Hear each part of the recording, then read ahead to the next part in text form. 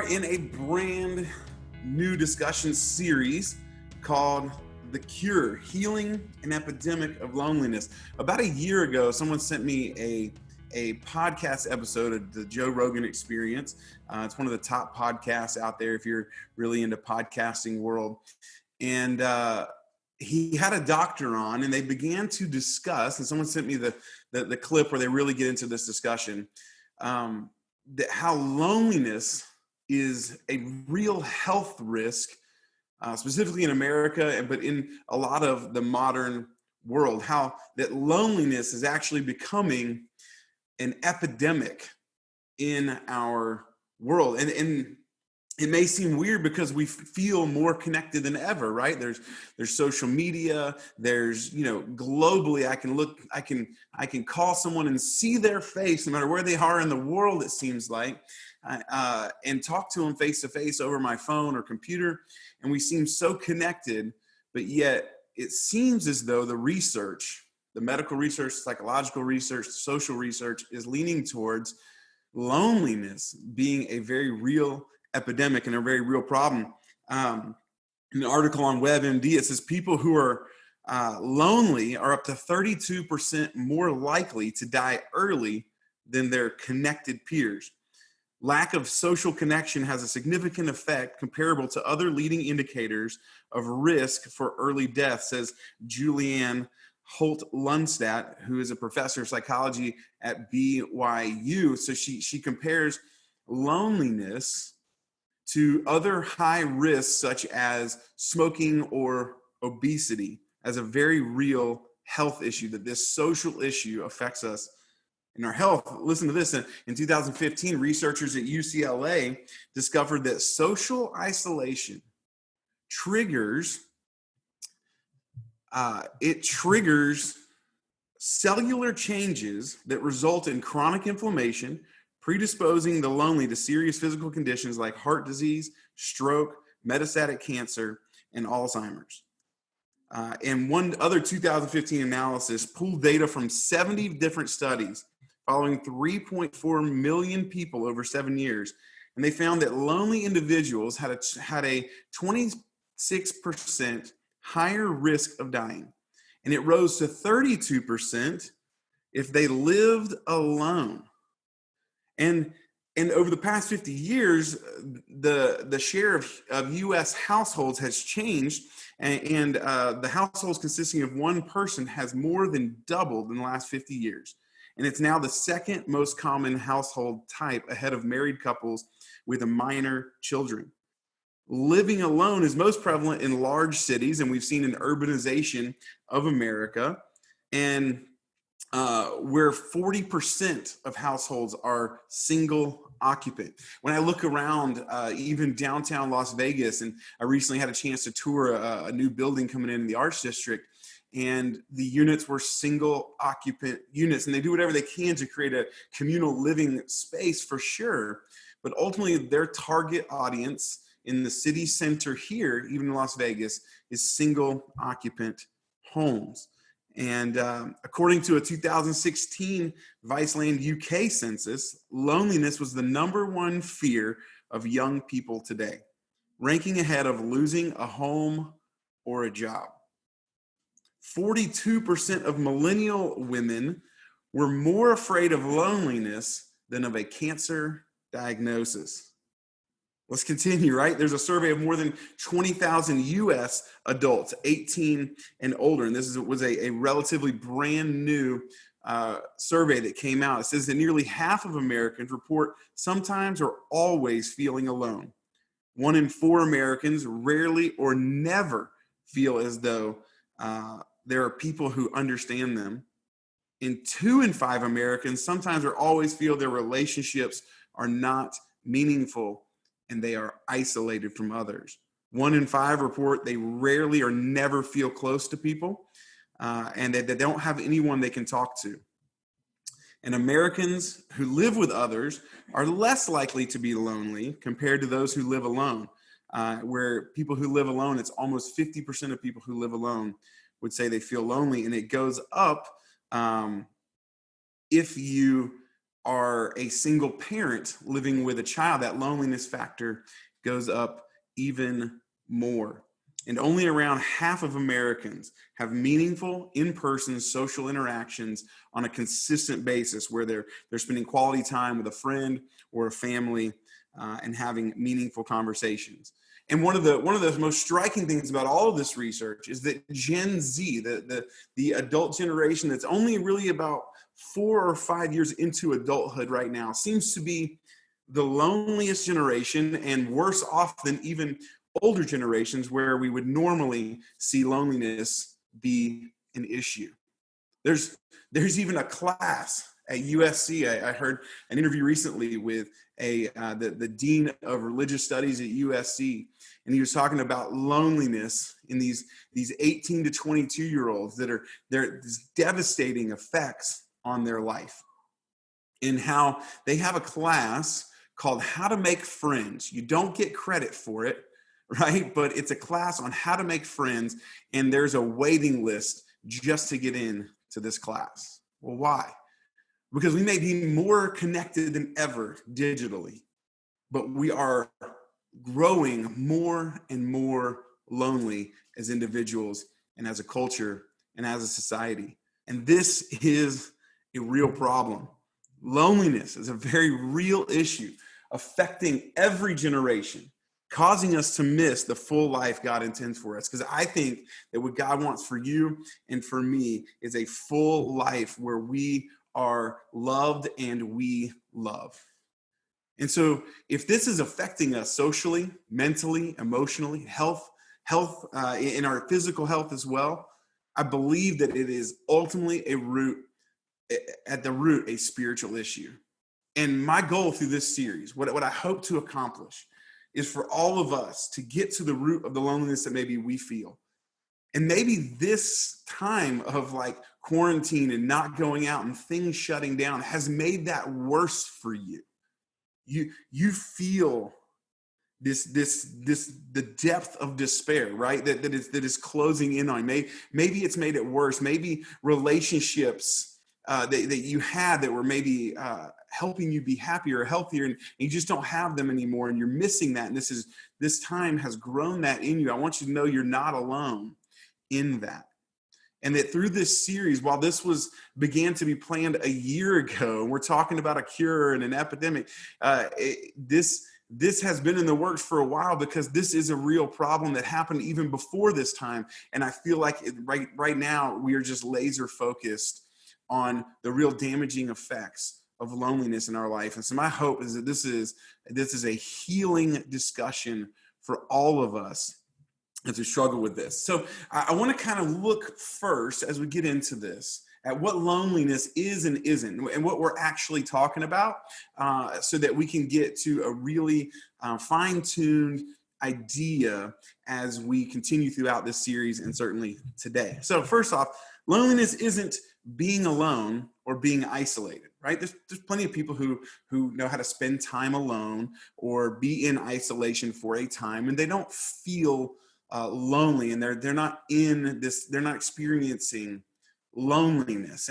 You can have people in your life and still be lonely as well, right? Like there's you can be alone and not be lonely, and you can have people in your life and feel very lonely. I used to joke when I was a single younger man, a lot of my friends were getting married and having kids, and I used to joke that 1 isn't the loneliest number, that 7 was the loneliest number.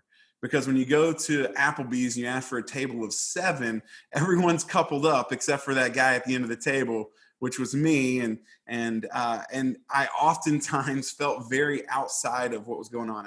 I wasn't living the same type of life they were living. I wasn't connected to the things that they were talking about and that they were interested in and that were affecting them in the things they had in common. And I remember feeling incredibly lonely. I remember going through some times of very real loneliness where I would go home and just felt like no one understands me, and I don't have anyone in my life. So you can be around people and still be lonely, but you can also be alone. You can be in isolation and not feel that loneliness. There's something else to it. And so I want to look at kind of a running definition that we want to give throughout this discussion series to help us understand. Is this: loneliness is the deep sense of dread at the persistent idea that you have no one and are no one. It's this, it's not that I'm just alone and I feel alone right now. It's no, this feeling of aloneness is never going to go away. This feeling that I'm having is going to just get worse. And maybe that's where you are. Maybe you look at that definition and you go, yep, I feel that. Well, I want to tell you there's healing and there's hope. And while it will affect you in a lot of ways, we're going to dive into the spiritual and then kind of get out into the physical as well. But you're not alone in this either. This is part of the human experience. Sylvia Plath in her journals, she writes this. She says, God, but life is loneliness. Despite all the opiates, despite the shrill tinsel gaiety of parties with no purpose, despite the false grinning faces we all wear, and when at last you find someone to whom you feel you can pour out your soul, you stop in shock at the words you utter. They're so rusty, so ugly, so meaningless and feeble from being kept in the small, cramped, dark inside you so long. Yes, there is joy, fulfillment, and companionship, but the loneliness of the soul and its appalling self-consciousness is horrible and overpowering. Another writer, Edgar Allan Poe, says it this way. He says, I have absolutely no pleasure in the stimulants in which I sometimes so madly indulge.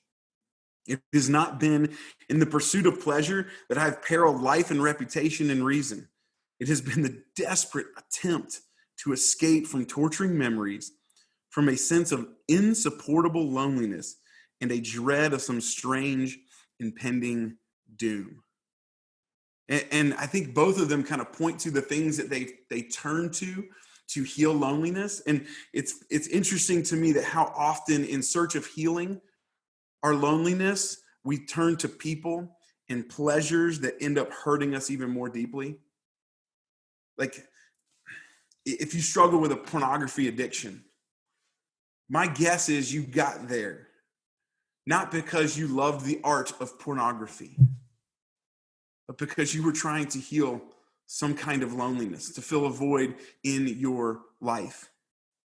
My guess is if you drink too much and you struggle with drugs, that a lot of times, and there's a lot of reasons for that, but my guess is that sometimes you could turn to those things, to the social aspects of those substances in an effort to fill something inside of you, because the pain of loneliness is so deep and so strong. Maybe you've turned to harmful relationships and harmful people in your life. And maybe it's you, or you've even seen it in someone else. They just keep returning to this relationship that is hurtful and harmful, and it's no good. It's no good for the world around me, and it's no good for me. But I keep going back to it, or they keep going back to it. And you wonder why. And it's because a lot of times there's this deep sense of dread in the loneliness that we face. And it's a very real thing. And so our idea worth discussing today, and this is kind of our series idea worth discussing, our overall idea is this: the cure for loneliness isn't necessarily people, it's presence. It's presence. It's opening ourselves up to be known and cared for, and to know and care for others. So there's a guy in the Jewish scriptures. He was actually one of the Hebrew kings. His name was David. He was one of the more popular kings. Maybe you're familiar with the David and Goliath story. Well, David was a shepherd, and the king of Israel at the time had done some things that had really displeased God and had set the people up in a not good position as a nation. And so God tells a prophet, we're going to have this other guy, David, be the king. We're going to cut off this line of the king that's there. It was the first king, and he got it wrong. We want David. He wanted David to come in, and so the prophet anoints David. But this was years before he would actually take the throne.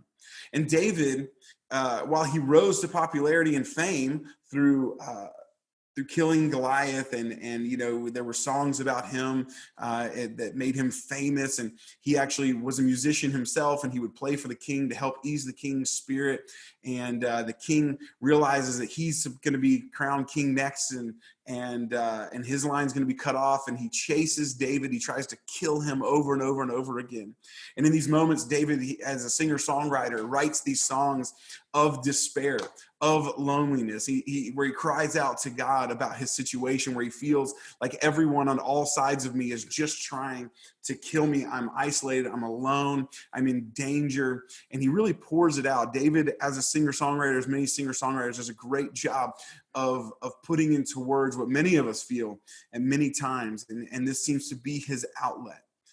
And then we're going to get to this song today that he wrote that I think is going to get us to a place where I think Dave was a person we can relate to, and he could relate to our situation. And I think we're going to begin to see what healing could look like in this song. Look at what he writes. He says, "Oh Lord, you have examined my heart and know everything about me. You know when I sit down or stand up. You know my thoughts even when I'm far away. You see me when I travel and when I rest at home. You know everything I do. You know what I'm going to say even before I say it. Lord, you go before me and follow me. You place your hand of blessing on my head. Such knowledge is too wonderful for me, too great for me to understand." Look what he says here. "I can never escape from your spirit. I can never get away from your presence. If I go up to heaven, you're there. If I go down to the grave, you are there. If I ride the wings of the morning, if I dwell by the furthest oceans, even there your hand will guide me and your strength will support me." David seems here to be realizing and accepting the presence of God in his life. And there's a word for this. There's a word for this opening up to presence, and it's called vulnerability. It's this idea that I'm going to allow people, I'm going to allow God through faith. I'm going to allow it to open my spirit. I'm going to open it up and allow people to begin to see me. I'm going to be open to being known and cared for, and to knowing and caring for others. Vulnerability is hard. If you look at the research, if you look at what people say about vulnerability, it's like feeling naked on stage, right? That it's like opening up a wound and showing people something that is deeply personal. But I think that that's the key here. And I think for David, he writes this almost as like a realization and a celebration of God. What I've realized through all of my running, through all of my hiding, through all of the troubles that I've been in, is that I can't get away from you. That you know me and you care for me.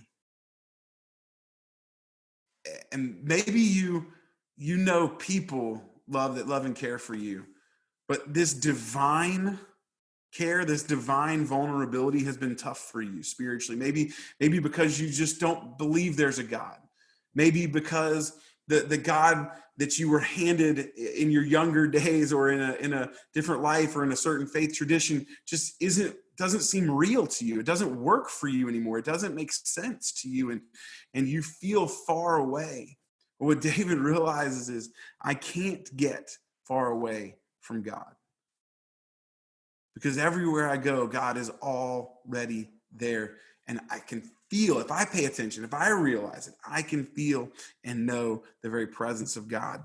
And that is vulnerability at a divine spiritual level. Brene Brown, probably the leading researcher and speaker and writer on vulnerability, says, "Our willingness to own and engage with our vulnerability determines the depth of our courage and clarity of our purpose. The level to which we protect ourselves from being vulnerable is a measure of our fear and disconnection." And maybe that's what describes you right now. Vulnerability is terrifying. Opening up to relationship is terrifying. You've been hurt. You've been ditched. You've had people just absolutely, the people you relied on just absolutely drop you, and you don't know why. Hurt you don't know why. Gossip about you don't know why. Maybe you did that to someone else. You didn't even understand, why would I do that? and there's a real fear and there's a real disconnection going on in your life, I think a first step to healing, that this epidemic of loneliness, is that we would commit courageously to vulnerability. It's one of our core values here at Downtown Faith, is to commit courageously, because I think that faith is not static. It is dynamic. It is moving forward. It is taking steps, even when I don't know all the answers, doing the thing that is risky, doing the thing that I am afraid of. But courage is the decision that fear doesn't get to make those decisions. So while we may be afraid to open ourselves up in this way, well, I mean, we may even be afraid of the idea that God knows what's in us. For David, it sounds like celebration, but if we said those same words, it would feel like absolute fear, guilt, or shame. And I'm here to tell you that in faith, Jesus pulls us out of those things. God is to know you, he loves you. And I want you to commit courageously today to the healing process and healing that loneliness. But as we talk about vulnerability being that first step, I want to kind of just look at these levels of vulnerability just really quickly. And this is what we're going to talk about over the next 3 weeks. We're going to kind of talk about the different levels of being vulnerable and what that looks like. And so you see, like, kind of the greater level, the outside level is being vulnerable to community. And this is empathy and vulnerability over time, right? Finding yourself a community. Maybe it's your neighborhood, your apartment complex. Maybe it is this community here, this community of faith that is Downtown Faith. Maybe it is people at your work or some other kind of community aspect that you can get engaged with. But it's this idea of opening yourself up and then also listening to others as they open themselves up and connecting in that community. And I think we all need community, a group of people who know us and care for us, and that gives us opportunity to know and care for them. And then there's companionship, which gets a little bit smaller, right? This idea of intimacy and vulnerability over time, like where we go a little further with a few people. Oftentimes intimacy is kind of muddled with sex, and there is an aspect of that. We're going to talk about that. But intimacy, it goes beyond that and creates this true companionship that I think we all need. And maybe you feel like I have community, that companionship, that aspect right there is what I'm missing. And that's the place where I need the most healing. And then there's communion, which is faith and vulnerability over time. This idea of I'm going to trust God. I'm going to try and learn what that even looks like or means and begin to practice it on a regular basis in my life. And then we begin to, for many of you, maybe communion is this ritual at church. It was this thing, and it was this process at every service or gathering that you did this thing that involved maybe a cracker and wine or cracker and juice, and it was this ceremony. But the communion is so much deeper. And there's so much more. That is just a small picture of what communing with the divine looks like all the time. And we're going to talk about that. So we're actually going to go from communion up to community over the next few weeks as we look at these levels of vulnerability. And here's what I want you to know today as we kind of come to a close in our idea, is that God wants this for you. God wants these relationships for you because they're good for you. Right? If feeling loneliness, if having that deep sense of dread, right, around this persistent idea that you have no one and you are no one, if that is damaging to our health, to our emotional health, our physical health, our social health, it is damaging to our culture, if it is raising to epidemic levels, then healing is found in these types of relationships, these types of communities and companionship and communion, and having this connection at a deep level to presence. And it happens through vulnerability. And God wants this for you because he wants you to heal and he wants you to live a full life. Look at how David in another place, in another song, says it this way. This is how he describes God. Father to the fatherless. Right? Fatherless people can feel alone, especially in that culture where they had the fathers were the ones who were providing.